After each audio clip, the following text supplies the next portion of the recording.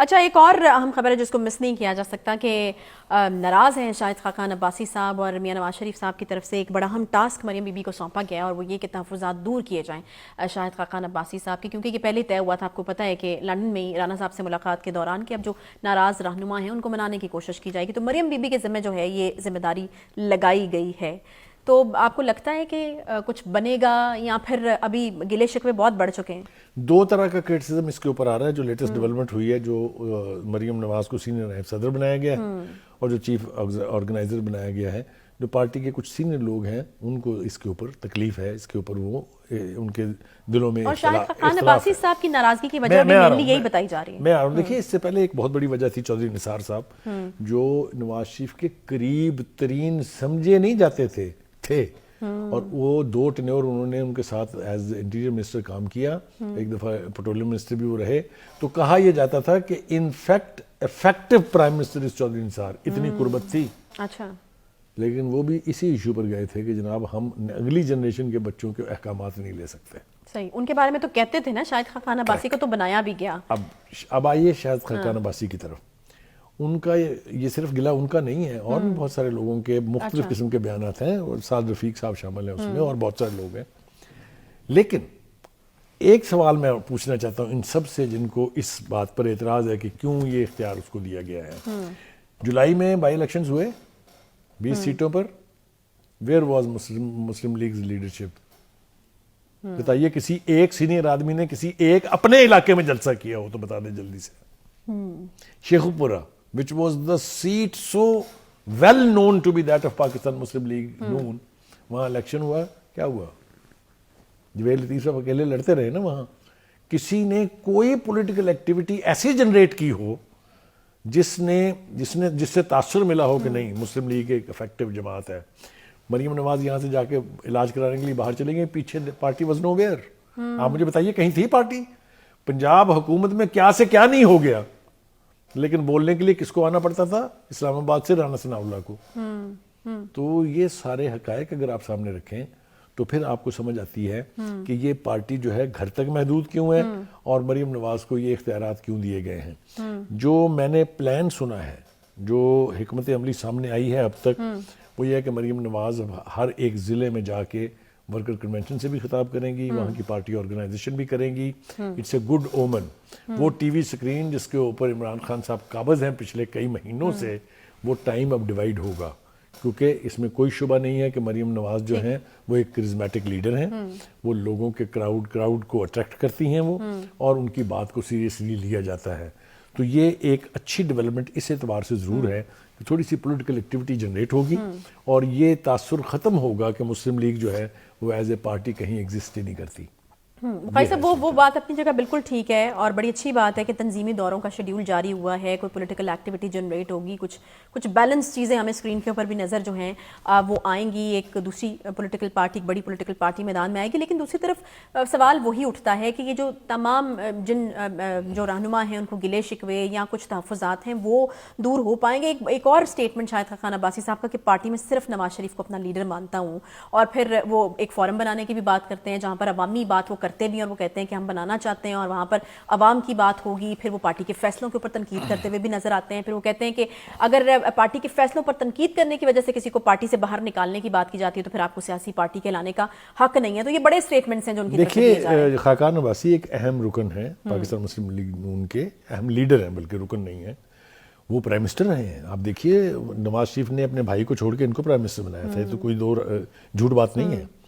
اور senior party کے leader میں ان کا شمار ہے، ان کو اہمیت دی جاتی ہے، کوئی وجہ نہیں ہے. وہ یہ کہہ رہے ہیں کہ ہم ایک پریشر گروپ کریٹ کر رہے ہیں جو انٹلیکچوئلز پر مبنی ہوگا، جو حکومت کے اوپر صحیح پالیسیاں بنانے کے لیے اور اس کی امپلیمنٹیشن کے لیے پریشر ڈالے گا. یہاں تک تو بات ٹھیک ہے، ہونا چاہیے. اس طرح کے تھنک ٹینکس تو پارٹیوں کے اندر ہوتے ہیں. لیکن اگر اس کو یہ ایزیوم کر لیا جائے جس کی کہ وہ بار بار تردید کر رہے ہیں کہ ہم کوئی پارٹی نہیں بنا رہے ہیں، میں سوچ بھی نہیں سکتا پارٹی بنانے کا. ٹھیک ہے. اور اس کے ساتھ ساتھ وہ اپنی جو لائلٹی ہے نواز شریف کے ساتھ اس کے اوپر بھی نہ کمپرومائز کرنے کے لیے تیار ہے، نہ کسی کو حرف اٹھانے دیتے ہیں. یعنی ہم پھر یہ سمجھے بخاری صاحب کے کیونکہ میاں نواز شریف صاحب کے حوالے سے کہا جا رہا ہے کہ وہ جلد آنے والے ہیں، تو اگر وہ آ جاتے ہیں تو شاید خاقان عباسی صاحب کے یہ تحفظات کسی حد تک جو ہیں وہ دور ہو جائیں گے. میرے خیال سے نواز شریف صاحب جب واپس آئیں گے بہت سارے مسئلے حل ہو جائیں گے. اچھا، جو پارٹی انفیکٹو ہے کہہ لیجئے یا تھوڑا سا اس کو ری ایکٹیویٹ کرنے کی ضرورت ہے، وہ سب کچھ آ جائیں گے. خان صاحب کے لیے مشکلات ہوں گی اس لیے کہ وہ بھی بہت زیادہ پولیٹیکل ایکٹیویٹی جنریٹ کریں گے. ان پنجاب کو کہا جاتا ہے ان کا گڑھ ہے، تو پنجاب میں ان کا ووٹ بینک سب سے زیادہ انٹیکٹ ہے اور سب سے زیادہ ہے، کوئی دو رائے نہیں ابھی بھی اس کو. لیکن وہ جو دوری ہے جس دن وہ اس کو ختم کریں گے اور یہاں لینڈ کریں گے، آپ دیکھیے گا منظرنامہ بہت مختلف ہوگا. چلیں دیکھتے ہیں، وہ دن بھی کہا جا رہا ہے کہ دور نہیں ہے کہ جب میاں نواز شریف واپس آ جائیں گے، اور پھر ہم دیکھیں گے کہ جس طرح کہ پہلے بھی میں نے بات کی کہ بڑی چیزیں جو ہیں وہ شاید بیلنس ہوتی ہوئی نظر آئیں، کیونکہ میاں نواز شریف کا اپنا کیرزما ہے، ان کے اپنے ادوار ہیں، ان کا اپنا کام ہے جس کی وجہ سے وہ جانے پہچانے جاتے ہیں اور لوگ ان کے ادوار کو یاد بھی کرتے ہیں. اکنامک اسٹیبلٹی کے ادوار بھی ان کے ادوار کو جو ہے وہ کہا جاتا ہے. تو دیکھتے ہیں کہ کیسے میاں نواز شریف صاحب جب آتے ہیں تو پھر ظاہری بات ہے ساری چیزیں اوبیسلی ڈیوائڈ ہوتی ہوئی ہمیں نظر آئیں گی. اسکرین ٹائم، جلسے ہوں گے، پولیٹیکل ایکٹیویٹی جنریٹ ہوگی، تو چیزیں جو ہیں وہ بہتری کی جانب جا سکتی ہیں. وجہ یہ کہ انہیں بتایا گیا ہوگا کہ ایک طرف آپ اپنے قتل کا الزام ہم پہ ڈال رہے ہیں، دوسری طرف آپ اپنی سازش ہم پہ ڈال رہے ہیں، اور پھر ہم ہی سے توقع رکھ رہے ہیں کہ ہم آپ کے لیے کچھ کریں بھی اور آپ سے بات چیت بھی کریں. نہیں ہو سکتی. لہٰذا انہوں نے سوچا کہ اب یہاں سے واپس ہٹنا چاہیے، یہ تو پے نہیں کر رہا. لہٰذا زرداری صاحب کا نام آ گیا ہے. اب آپ مجھے بتائیے، زرداری صاحب چلاک آدمی نا، از اے انٹیلیجنٹ پلیئر. اس نے وقت ضائع نہیں کیا ان کو نوٹس ٹھوکتے ہوئے. لیجئے میں آپ کو آج بتا رہا ہوں اس پروگرام میں، اور میں اس حوالے سے آپ سے بات کروں گا، آپ جہاں بھی ہوں گی یا میں جہاں بھی ہوں گا، یہ اس سے واپس جائیں گے. یہ اس سے اسی طرح واپس جائیں گے جس طرح انہوں نے نجم سیٹھی کو کہا تھا کہ اس نے 35 پنکچر لگائے، اور جب بعد میں اس نے سیریسلی اس کا نوٹس لیا تو انہوں نے کہا کہ وہ تو ایک سیاسی بات تھی، وہ تو میں نے مذاق میں کہا تھا. مطالبہ ہے غیر مشروط معافی مانگنے کا. وہ کہہ رہے ہیں کہ غیر مشروط معافی مانگے، میری ساکھ اور شہرت کو نقصان پہنچا. یا تو وہ اس بیان سے مکر جائیں گے یا وہ معافی مانگیں گے، کیونکہ زرداری صاحب کا جو نوٹس ہے ان کے گلے پڑنے والا ہے. یہ زرداری صاحب اس سے پیچھے نہیں ہٹیں گے، یہ میں بتا رہا ہوں آپ کو. اچھا، خان صاحب کو اب چاہیے کہ اب وہ تھوڑی سی سنجیدگی اختیار کریں، سیاسی معاملہ جات کو سیریسلی لیں، سیریسلی ہینڈل کریں. یہ جو بے تکی درفتنیاں چھوڑی جا رہی ہیں نا، کبھی اسد عمر صاحب سامنے آ جاتے ہیں، کبھی کوئی آ جاتا ہے، کبھی کوئی آ جاتا ہے، جس طریقے سے جسٹیفائی کرنے کی کوشش کی جا رہی ہے کہ 35 سیٹوں پر یہ الیکشن لڑیں گے. بھائی کیوں لڑیں گے؟ کہاں لڑا جاتا ہے؟ اینی وے، اور بے پناہ باتیں ہیں جو میں آپ کو کہہ سکتا ہوں کہ جو بے تکی کرائی جا رہی ہیں. مثال کے طور پر لاہور ہائی کورٹ سے ان کو ریلیف مل رہا ہے. اس کی وجہ سے شاید ہم نے 1-2 دفعہ بیان کرنے کی کوشش کی اپنے پروگرام میں، اور لوگ اب بڑے سیانے ہیں. وہ نہیں، لنکیج خود ہی بنا لیتے ہیں کہ کیا لنک ہے، یہ کون کس کا داماد ہے، کون کس کا کیا ہے. یہ کسی کو ثابت کرنے کی ضرورت نہیں ہوتی. لوگ بڑے سیانے ہیں، ان سب کو پتہ ہے کہ یہ کیسے ہو رہا ہے. لہٰذا آپ یہ دیکھیں، جس کو آپ ہلکی سی چٹکی کاٹیں وہ دوڑتا ہے لاہور ہائی کورٹ کی طرف، اور وہاں سے ریلیف مل رہا ہے ان کو. یہ لاڈلا پن عدالت کی تضحیق کا باعث بنے گا.